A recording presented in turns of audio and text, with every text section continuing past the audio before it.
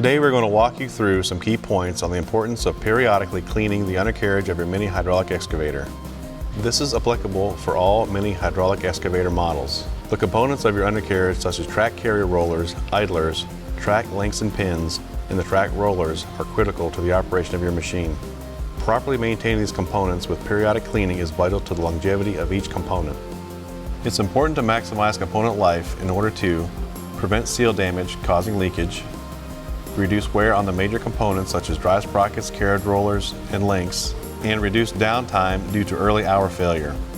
The recommended maintenance schedule will be directly linked to the soil or underfoot you are working in. Wet, pasty sand will require a frequent cleaning such as 3 days per week to daily if possible. An extremely rocky material will require a frequency of daily inspection for any lodged material. We hope you found this how-to useful in learning how to maximize the life of your undercarriage.